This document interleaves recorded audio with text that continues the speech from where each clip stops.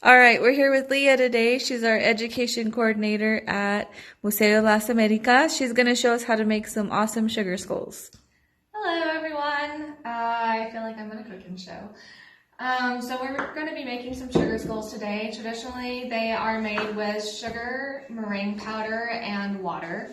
It's a pretty simple 1-to-1-to-1 kind of recipe. Just 1 cup of sugar, 1 teaspoon of meringue powder, and 1 teaspoon of water. And then you mix it all together until it gets coarse and sandy, and then you use a mold similar to this one. There are many different molds out there, and you just press it real hard into that mold, and then you can flip it over onto like a piece of paper, take it out and let it dry. Before we had wonderful things like meringue powder, sugar work was typically done with heat, and so these things would have been heated up a little bit in the mold so that way they would have maintained their shape.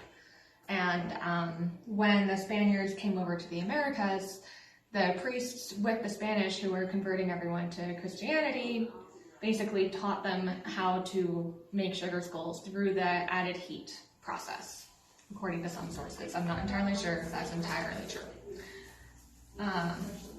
So it's a little imprecise, but we just have 1 cup of sugar. We have 1 teaspoon of meringue powder and 1 teaspoon of water. It doesn't look like much, but once you get things kind of mixing and molding a little bit, you gotta have a little bit of patience. And you can see it's starting to get a little coarse and sandy looking.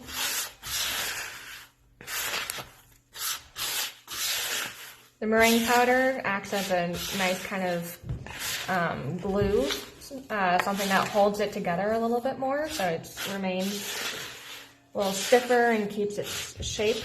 And then the water is another binding agent within this process.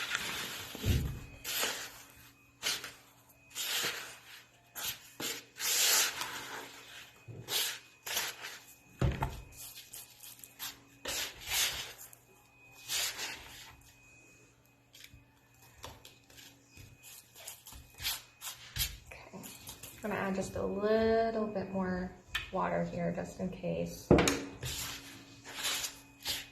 kind of have to go with like a feel of it.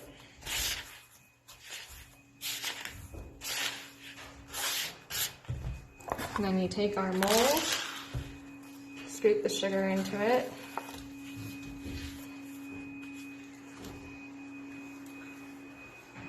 And then you pack it down nice and hard.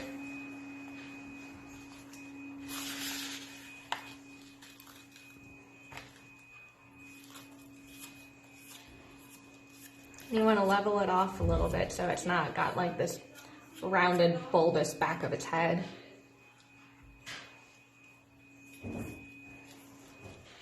Alright, I didn't grab paper. Have a small slip of paper and you just kind of flip it over. Some of the time this takes a little bit of patience and multiple tries before it comes out well the first time, but there you go.